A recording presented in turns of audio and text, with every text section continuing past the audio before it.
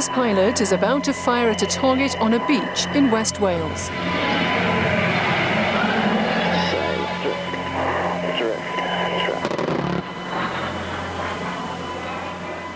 We carry one gun.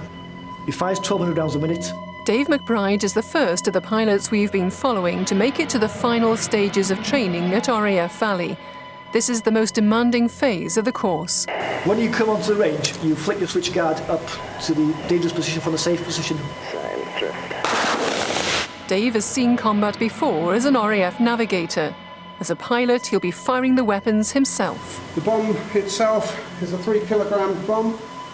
Apprehensive, yeah, just because it's still fear of failure, you know, you never know. The course, the learning curve on the course is massively steep here.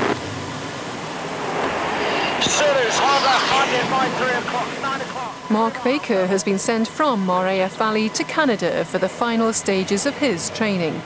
Go up and do an exercise with an instructor, and then next trip you're up doing it yourself.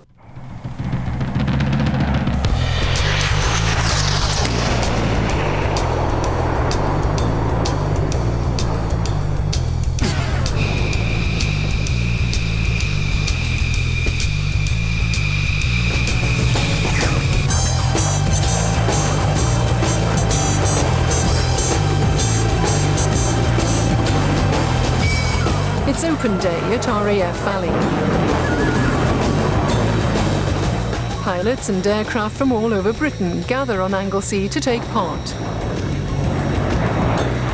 The star of the show was the F-15 Strike Eagle, the state-of-the-art American fighter bomber. As aeroplanes go, that is sex. I think most people would agree. What would you do if you had one of those? One of those, we'd kick everybody's ass. That'd be it. No doubt about it whatsoever.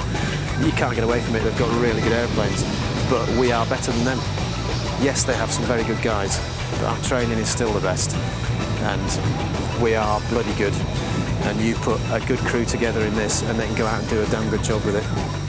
This is the British fighter, the Tornado F-3. Dave McBride spent 18 years as a navigator in this aircraft. He wants to rejoin his colleagues as a pilot.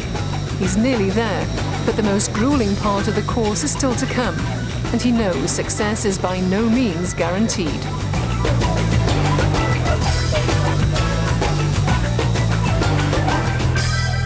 You are taking our young pilots close to the point of mental saturation. An awful lot of people get out of the aircraft having been flying for 30 or 40 minutes, and they are dripping with sweat. It is not just the physical effort, it is the mental strain that goes with that exercise.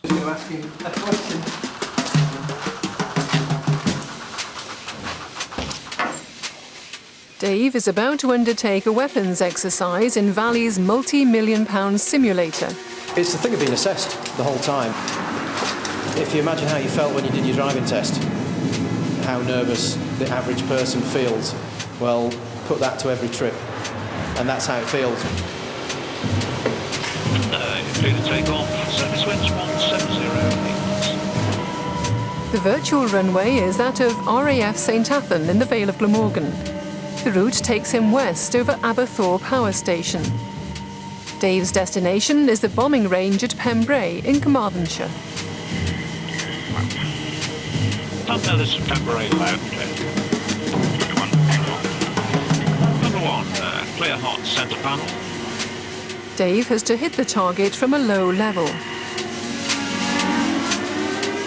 He has to show that he can cope with the complex thinking involved in such a mission before he does it with real ammunition.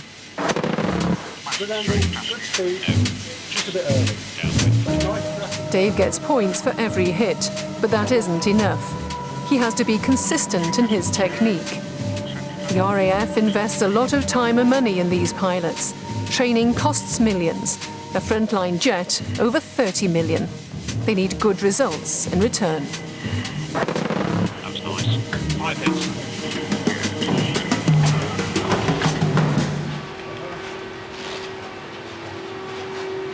Dave has had a few good hits, but needs more work on his technique. Next time it will be for real. The pressure is on. So as you can see, I'm sweating. Not easy. Oh, dear.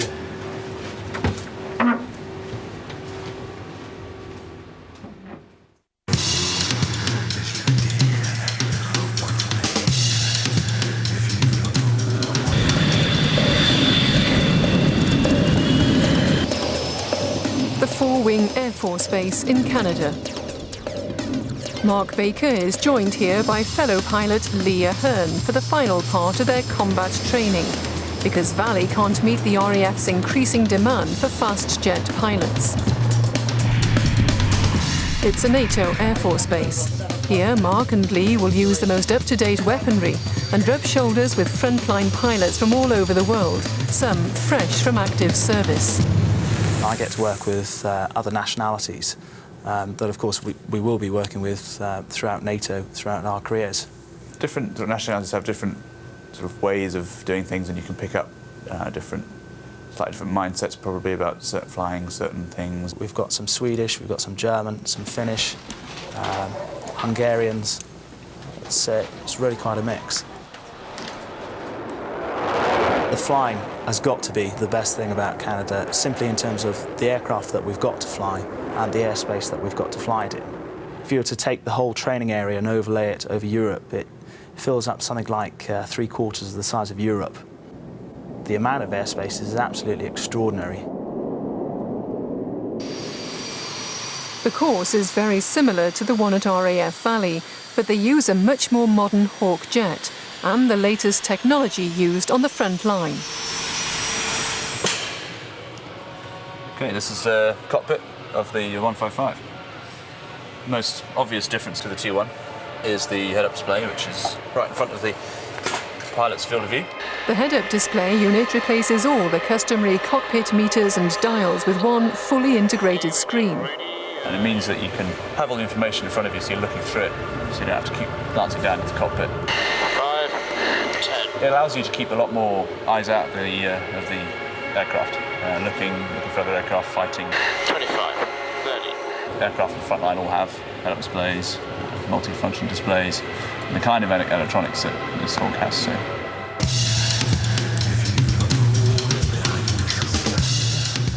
Lee is preparing for a training sortie in the Hawk.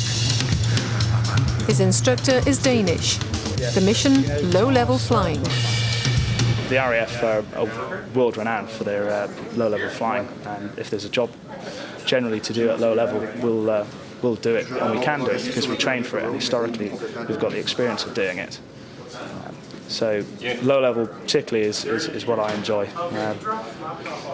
Legalised hooliganism really, best kept secret, 420 knots at 250 feet and bombing targets. It's brilliant.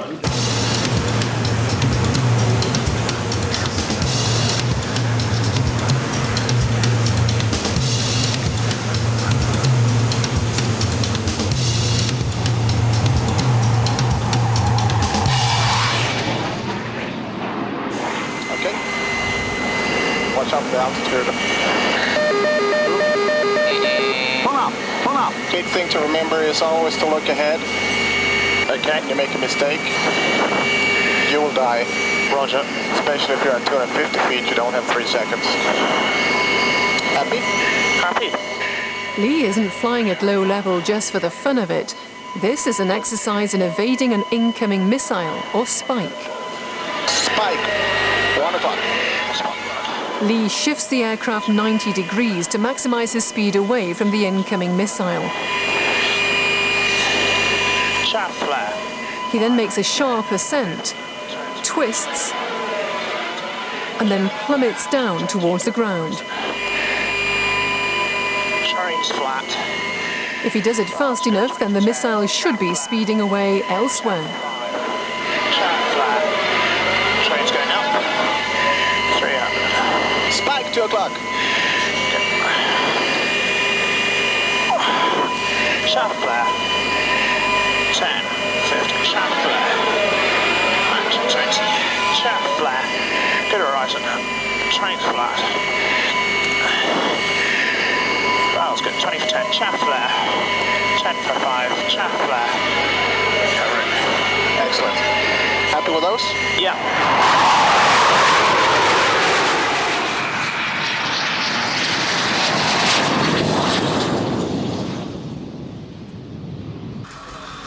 Oh, excellent.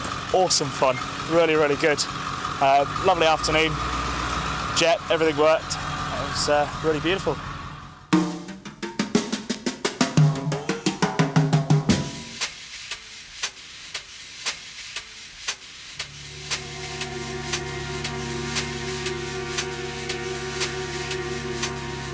Back in Britain, the pilots of 19 Squadron have moved down to RAF St Athan in South Wales.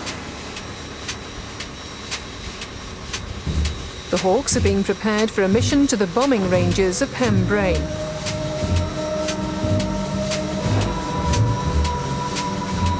This is Dave's first flight with live ammunition.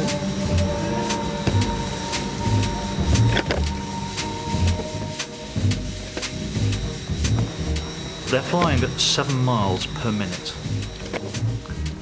If they literally make a major mistake, it could have fatal consequences in seconds.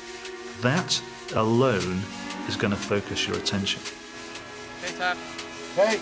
You've got the pressure of the fact that you're hurtling around in this fantastic little sports car of a Hawk, and now with weapons on as well. So the last thing you want to do is make a mess of something, switches in the wrong position, and have a bomb come off the airplane in the wrong place. So put all that together with the fact you are being assessed the whole time, and the fact that if you fail a trip, you're then on to the start of the slippery slope.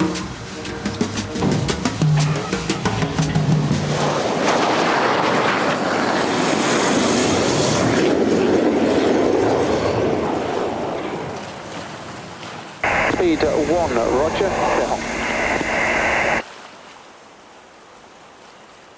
729, clear hot straight, surface wind 11 o'clock, 10 knots.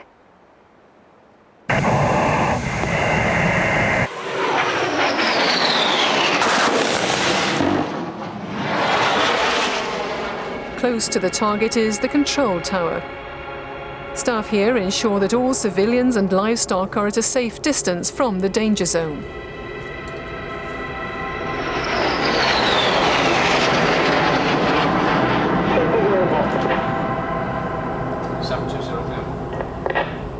They also monitor the pilot's accuracy. The demands are high. First Dave is shooting bullets. The gun sight he's using is a small inverted T in the upper third of the screen. He has to come out of a sharp turn at just the right moment. Then he needs to line the plane with the target, all at a speed of 400 miles per hour.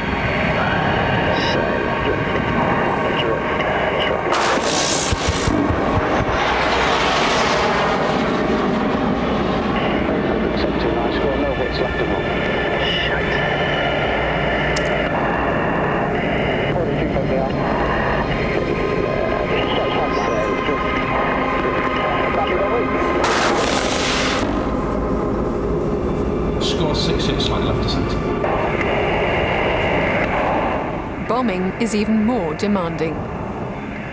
Where the bomb lands depends not only on the speed and direction of the aircraft, but also the speed and direction of the wind. 729 in hot. 720 right hand panel, surface wind at 12 o'clock, 6 knots.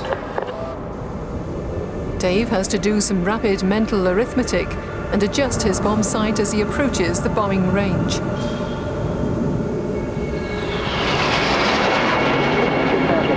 360, 95.5%. 679 in hot, level FRA. It's split-second timing. At these speeds, half a second can make a difference of 60 feet or more on the ground. Height, speed, bug. Height, speed, bug.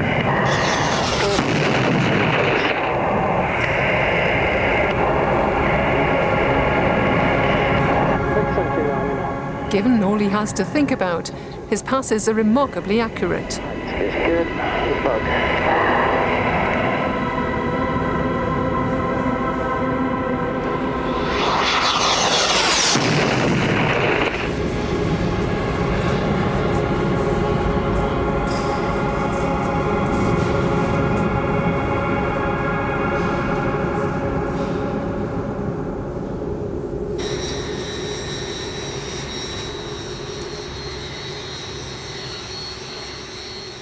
Every mission is a test, and Dave's performance is assessed.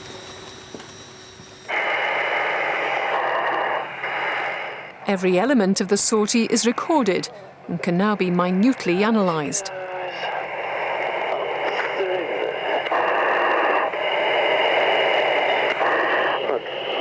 In the remarks, just keep bug on the beach for longer. That's it, caught me out was the speed of it coming through the tunnel. Speed was reasonable. So it's good technique. Let's see how your pick options work out. First of it was nice, good heights and everything. Questions for me? No, that was nice, thank you. Right, let's go and look at the weather for the next one. Yeah. He's passed the test, but he can't afford to get complacent. He could still fail the course.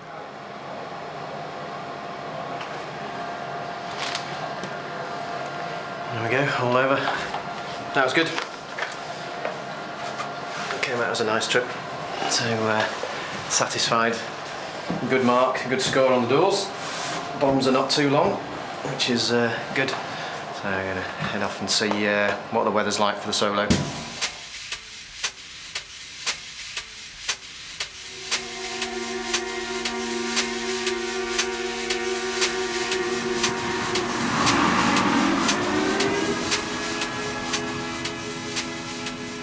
At the NATO base in Canada, Mark and Lee have been paired together for training.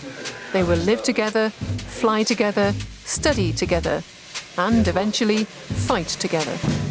When we're working together, we've got to rely on each other and make sure that if he, for example, if we're just doing 2v1 engagements, if he engages the bandit and I go away to get some separation, he's got to trust me that I'm actually going to come back and tell him, right, come off the bandit now and I will kill him for you. And when we actually get into a real wartime scenario, you've got to have supreme trust in the person that you're with, that they will actually do that. Affirmative. Stand now. And shooter 1 has sight on, run when able. Cool. Break right. Bandit, you're 6 o'clock, 1 mile. 1, tally. Obviously, I want to get to the front line. I want to get to a combat aircraft, and I want to be part of the elite. If at some point I am called to go to war, of course I will go. But I'm not looking forward to it, and I don't relish it. Shooter 1's tally visual. 74. It is what we train for. You try and think about it all you can. You think, what ifs. I think it's virtually impossible to say before you're actually in that situation how you're going to feel, at the exact moment when you're up in the air dropping whatever onto targets. When I was a little boy, I used to see the jets flying down the valley, and I used to look up and say, "Look, Mum, Nan, I'm going to fly one of those one day." And they were like, "Oh, of course you are." And 20 years later, I actually did that. Massive sense of achievement. And shooter 1 is offensive. Shooter 2 tally visual. Shooters, hard left, bandit by 9 o'clock, 3 miles. We don't undertake this lightly. We don't go into it without thinking about it. But there are good times to be had. The flying's great, and it's something that will never happen to me, so they say.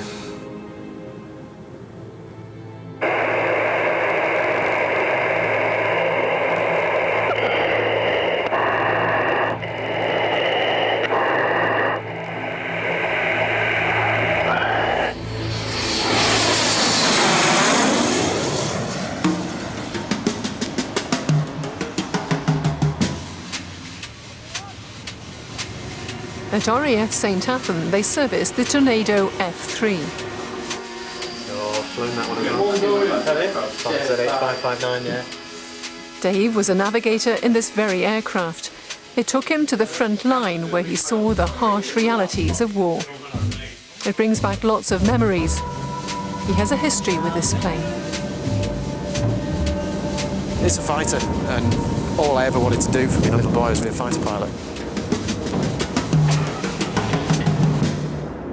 hopefully that's where I'll be, in that front cockpit, flying the aeroplane roughly the start of next year, January, February next year, which would be nice. And instead of sitting up there in the back cockpit, hidden down in the workshop at the back there, I'll be in the front, at the business end, doing the stuff, listening to what the guy's saying in the back, doing as he's asking and fighting the aeroplane.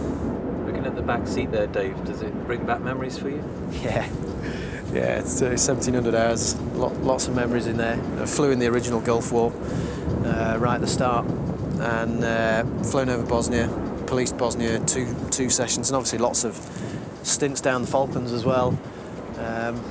So yeah, lots of good memories and lots of bad memories as well. I've had friends killed in the aeroplane, so you know, being stood next to it again makes you think, because it is a serious business. Yeah, lots of memories, good and bad.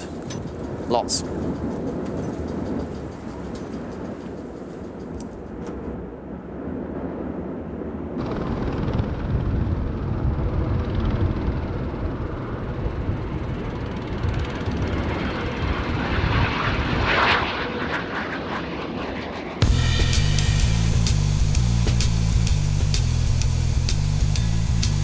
Dave is nearing the end of his training.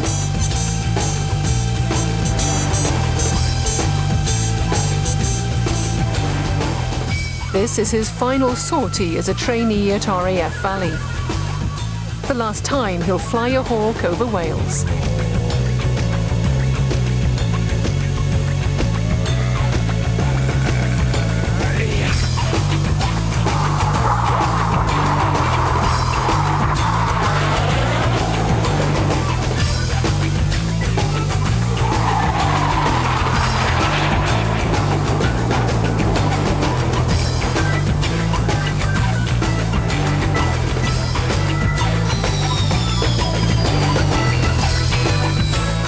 It's almost a year to the day since Dave first sat in the cockpit of a Hawk jet. Now he's to find out how well he's done and whether he can return to the front line as a pilot.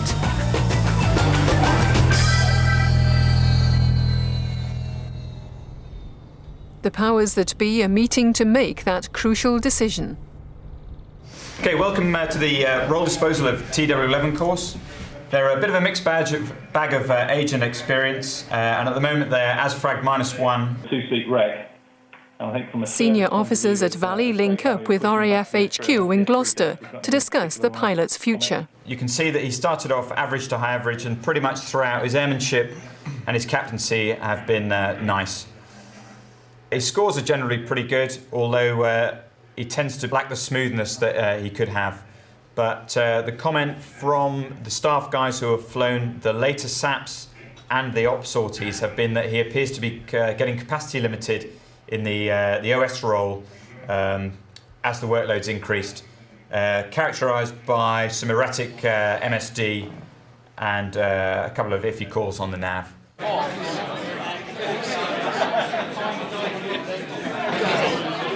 Dave and the other pilots are in the officers' mess, awaiting their fate. Very nervous, very nervous. Because what we're about to see is potentially life-changing situation, you know, whatever aircraft we end up on. Everybody's just been looking more and more grey and ashen as the day's gone on, waiting for this. And in an hour and a half's time, we're going to know where we're going. It would be too easy to merely tell the pilots which aircraft they'll fly. Instead, they face a bizarre ritual involving the Wheel of Fortune, a football, and a lot of alcohol. Is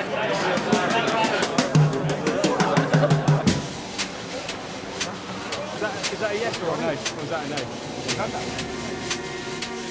A Harrier, not Dave's choice of aircraft. But before he's told his destiny, he must score a goal.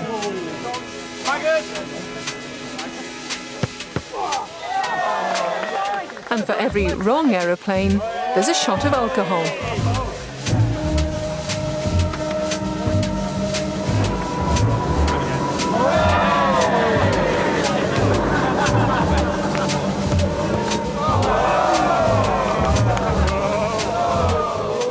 A hotspot, that's a drink.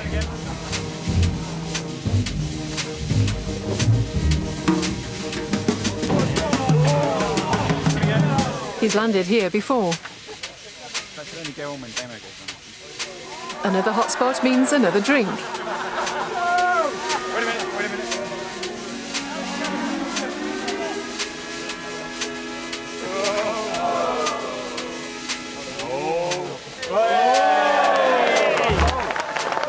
One pilot after another is put out of his misery. Dave is the last to find out.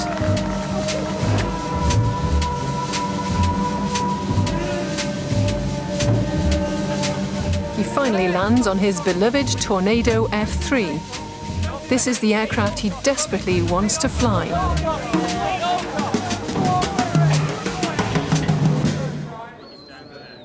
This is the moment that decides his future. But first, he has to score a goal. Go on! Go on!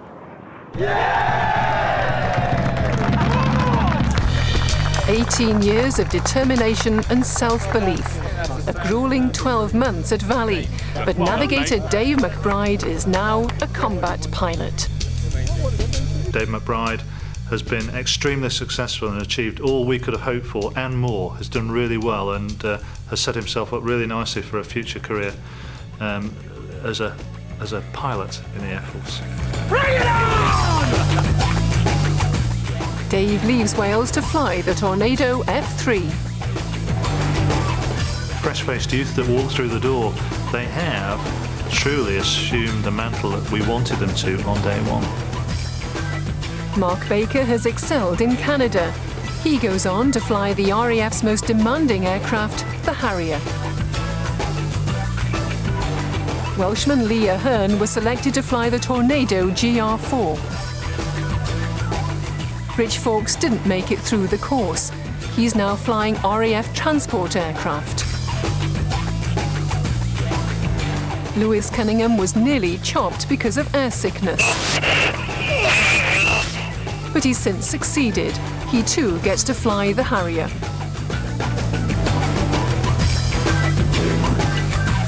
The pilots have experienced hardship, frustration, tension, and elation. They leave, but the work continues at Valley. Training ordinary people to do extraordinary things. The pilots came as rookies. They leave as combat pilots.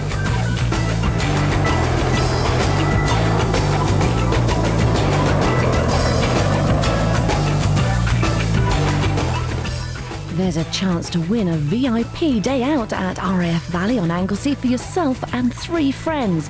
Just log on to bbc.co.uk/combatpilot.